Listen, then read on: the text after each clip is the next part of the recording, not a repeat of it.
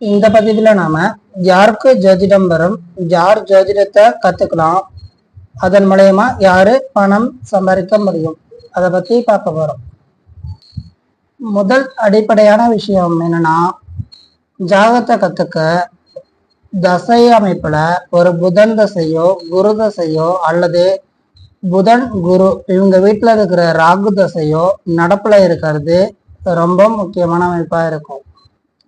பெரும்பாலும் ஜோதிடத்தை கத்துக்கிட்டவங்க இந்த நான் மேல சொன்ன புதன் தசை அல்லது குரு தசை அல்லது புதன் குரு இந்த கிரகங்களோட வீட்டுல இருக்கிற ராகுவோட தசா புக்தி அமைப்புல தான் ஜோதிடத்தை கத்துக்க ஆரம்பிச்சிருப்பாங்க. அடுத்தது இயல்பா யாரால ஜோதிடத்தை கத்துக்க முடியும்னு பார்ப்போம்.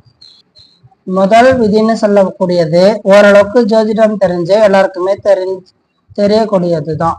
சந்திர கேந்திரத்துல புதன் இருந்தா இயல்பா உங்களுக்கு ஜோதிடம் வரும்.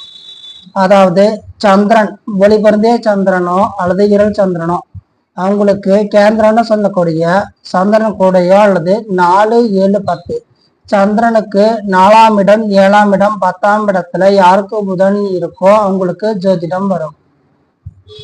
அதன் அடுத்தபடியா பார்த்தோம்னா புதனோட அமைப்புல புதன் உச்ச பலத்தோட புதன் உச்சமா இருந்து பாவ கிரகங்கள்னு சொல்லக்கூடிய சனி ராகு தொடர்பா பெறாத பட்சத்துல அவங்களுக்கு இயல்பா ஜோதிடம் வரும்.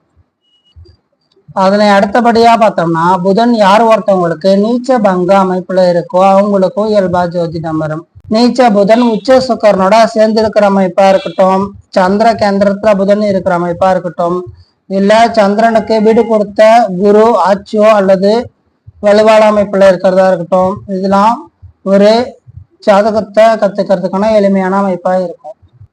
அதனை அடுத்தபடி பார்த்தோம்னா யார் ஒருத்தவங்களுக்கு மிதுனங்கிற பாவத்தோட புதன் தொடர்பு கொண்டிருக்கோ அவங்களுக்கோ ஜோதிடம் வரும்.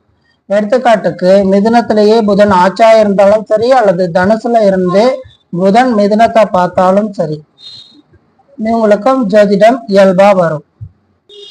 இயல்பா வரும்னா இவங்களாம் ஜோதிடத்தை பத்தின விஷயங்களை தெரிஞ்சுக்க அனுமதிக்கப்பட்டவங்கன்னு அர்த்தம். அதனை அடுத்தபடி பார்த்தோம்னா யார ஒருத்தவங்க பௌர்ணமிக்கு முன் 2 தினங்கள் பின் 2 தினங்கள் சொல்லக்கூடிய ஓரளவுக்கு ஒளி பொருந்திய சந்திரனோட அதியோக அமைப்புல புதன் இருக்க பிறந்தவங்களுக்கும் ஜோதிடம் இயல்பா வரும். அதே சமயம் யார் ஒருத்தவங்களுக்கு ராசி லக்னத்தோட ஒரு சேர புதன் தொடர்பு கொண்டிருந்தாலும் அவங்களுக்கு ஜோதிடத்தினோட ஆர்வத்தன்மை அதிகமா இருக்கும். லக்னத்துல புதன் இருந்தா திக்பலம் அப்படிங்கிற அமைப்புல லக்னத்துல புதனோ அல்லது 7ஆம் இடத்துல நிஷ்பல அமைப்புல இருந்தாலும் லக்னத்தோட தொடர்பு கொள்வாங்க. இவங்களுக்கும் ஜோதிடத்தை பத்தின விஷயங்களை தெரிஞ்சுக்கணுங்கிற ஆர்வம் அதிகமா இருக்கும். அதனை அடுத்தபடி பார்த்தோம்னா புதன் குரு கேது இவங்க தான் ஜோதிடத்திற்கு காரணமான அமைப்புல உள்ளவங்க.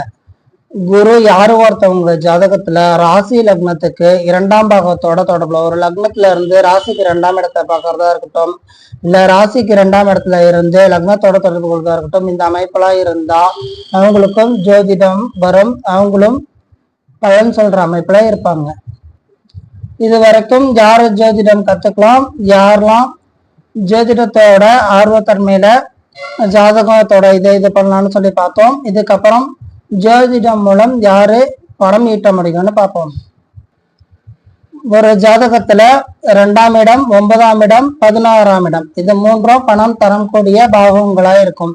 2ஆம் இடம் தனஸ்தானம், 9ஆம் இடம் பாக்கியஸ்தானம், 11ஆம் இடம் லாபஸ்தானம். அதே சமயம் 6ஆம் பாகம் வேலையை குறிக்கிறது. இதோட புதன் தொடர்பு கொள்றதை விட 10ஆம் இடம் தொழில் அமைப்பதான் இந்த ஜோதிடத்தை கருதுவாங்க. 10ஆம் பாகத்தோட புதன் தொடர்பு இருந்து அல்லது குரு தொடர்பு இருந்து 2, 9, 11ஓட இந்த புதன் குரு தொடர்பு அமைப்புகள் இந்த 2 கிரகங்களோட ஒரு கிரகத்தோட தொடர்பு 2, 9, 11ஆம் பாகத்தோட தொடர்புல இருந்தாலே அவங்க ஜோதிடம் மூலயமா பெரும்பணம் சம்பாதிக்க முடியும். அதுக்கு அடுத்தபடியா கூடுதல் குறைவு அமைப்பு எம்மா பணம் அப்படிங்கிற அமைப்பு எல்லாமே 2ஆம் அதிபதி 9ஆம் அதிபதி 11ஆம் அதிபதியோட வலுவை பொறுத்தது. அதுக்கு அடுத்தபடியா மேலும் உங்களுக்கு சந்தேகம் இருந்தா கேள்வியா கேளுங்க, அதுக்கான பதில அடுத்த பதிவுல பார்ப்போம். நன்றி, வணக்கம்.